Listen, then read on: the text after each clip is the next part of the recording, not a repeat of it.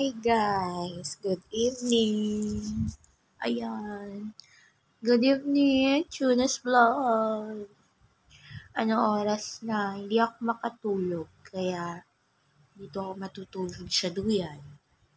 May duyan kami dito para sa pamangkin ko. At pwede naman siya sa matanda, tulad ko. Dahil hindi ako makatulog, di ako mapakali sa kwarto. Hindi ko alam bakit. May mga time talaga na hirap kami makatulog, mga dialysis. Actually, hindi lang time. Palagi yan nangyayari.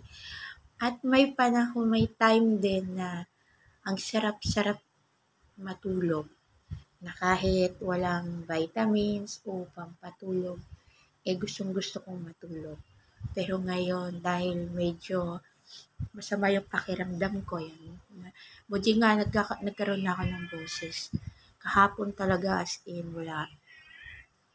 Dahil sobrang sakit ng lalamunan ko. Tapos may konting lagnat, nag 37.4 ako. Tapos nagda-dialysis ako nung Miyerkules.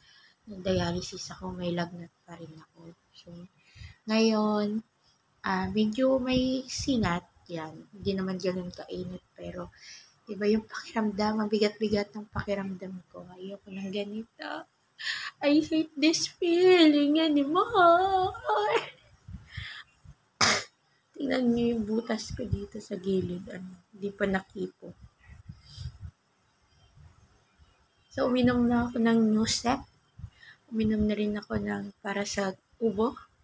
Dahil napakakati ng lalamunan ko, tapos medyo dry yung ubo ko, kaya ang sakit. Feeling ko matatanggal yung singit ko kapag naubo ako. Tsaka yung ribs ko, feeling ko magkanda-tanggal isa-isa. Ayoko ng ganitong pakiramdam na pag-uubo ako, may masakit. Tapos syempre malamig kasi nag-uulan. Masakit yung opera, yung pistula.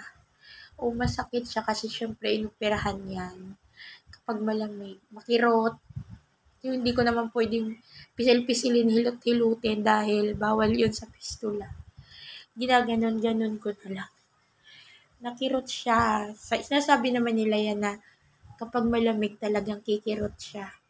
Nakirot siya as in. Tapos yung siko ko dito, wala siyang pakiramdam hanggang ngayon. Manhid. Kasi nga nung ginawa yung AV graft, sobrang daming kuryente na nilagay. Kaya siguro namanhid yung buto ko sa may siko. Kaya masakit. Hindi ko maintindihan na masakit na Makati. Tapos hindi ko alam kung saan ko banda kakamutin. Ang weird, di ba? Gusto kong umiyak. Kaso wala na lumalabas sa mata ko. O, di ba? Kaya pipilitin kong makatulog. So, good night, guys. Bye. Like naman po ako. Pa-share. Thank you so much.